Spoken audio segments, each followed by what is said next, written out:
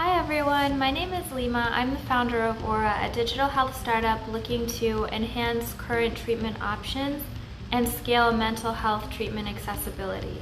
Before I get started, I just want to ask you guys that if there's anything specific that you guys want to see, please leave it in the comment section below and I'll make sure to start making my content relevant to your needs. Today's topic is at the root of most mental health illnesses. We live in a society that's driven by beauty and status. People wear makeup to hide their imperfections. In a digital world, people Photoshop their images just to hide their flaws. But it's more than just what we look like. We go past our physical attributes to display a collection of images and stories so that to everyone looking in, our lives seem perfect. Showing that we have flaws or struggles is a sign of weakness in our culture. This need to be perfect, or at least show the world that you're perfect, is incredibly harmful to your mental well-being. This desire to display something you're not can be rooted back to your relationship with shame. Healthy shame is knowing your limits. It's setting boundaries and your ability to say no. A healthy relationship with shame lets me know that I've hurt someone. It tells me that I've crossed a boundary or that I've violated somebody's trust or their dignity. Shame and embarrassment have evolutionary and social functions. You don't feel embarrassed when you're by yourself. You feel embarrassed when you violate socially accepted norms. A healthy brain will be self-aware, learn from a shameful experience, and then move past that experience. If you're wondering, the difference between embarrassment and shame is that embarrassment is a response to something that threatens our image or how we want others to perceive us. Shame is a response to an issue that's a moral conflict. Embarrassment is a social emotion. According to a study at the University of California, researchers found that people who were more easily embarrassed were also more generous when it came to sharing with strangers.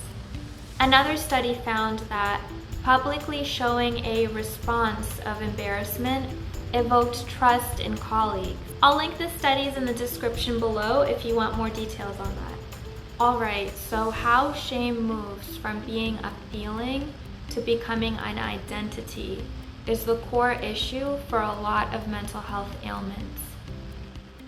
When a person becomes shame-based, this unhealthy relationship with shame becomes their identity. This gives way for the shame to evolve into disgust, which is then called toxic shame. I'm going to link a video of John Bradshaw in the description below. He talks about how it is that we're all born innocent, essentially blank slates of endless potential.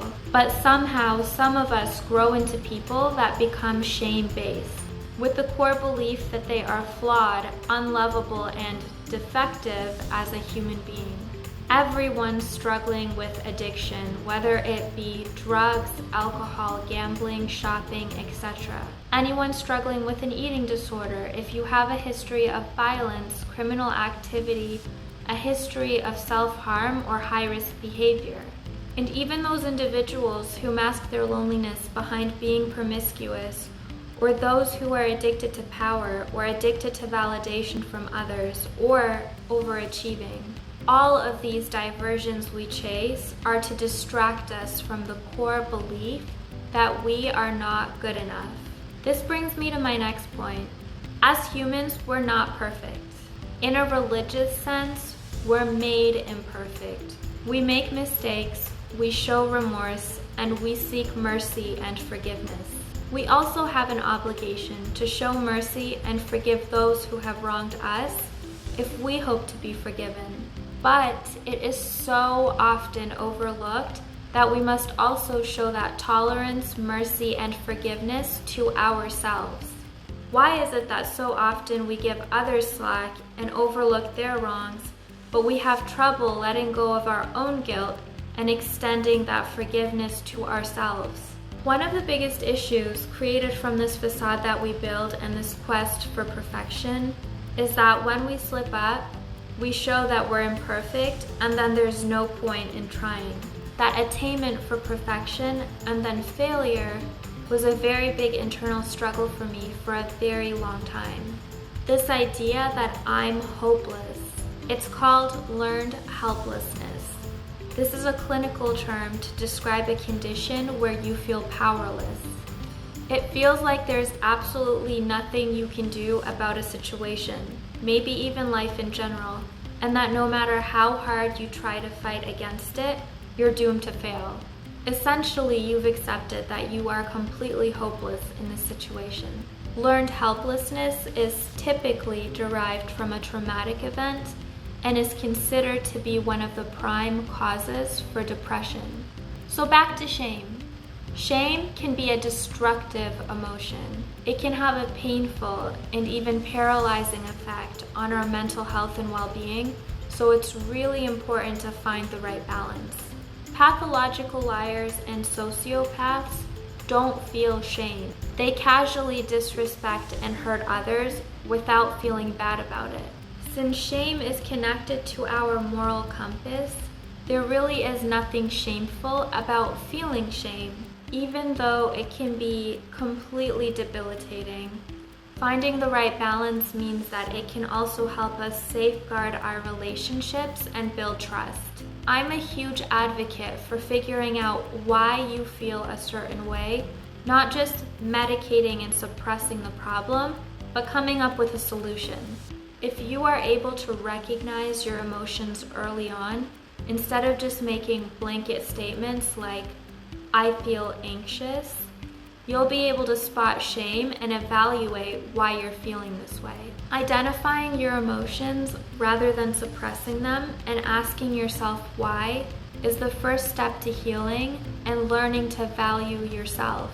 When you start to value yourself, you start to build compassion for yourself.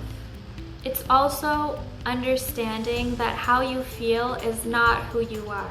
If you'd like me to upload videos on various grounding skills and exercises you can do at home to better understand your emotions, let me know in the comments below. Unpacking toxic shame is one of the key components we're working on with our technology at Aura. Recognizing the difference between toxic shame and healthy shame and having the ability to have compassion for yourself is a fundamental component of your recovery. I hear people say all the time, it's my body and I'm not hurting anyone else. My response is, why wouldn't it be okay for you to hurt someone else, but it's okay for you to hurt yourself?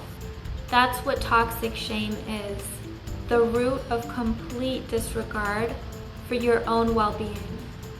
The next time you make an impulsive decision that may be harmful to your well-being, I want you to ask yourself, why am I not good enough?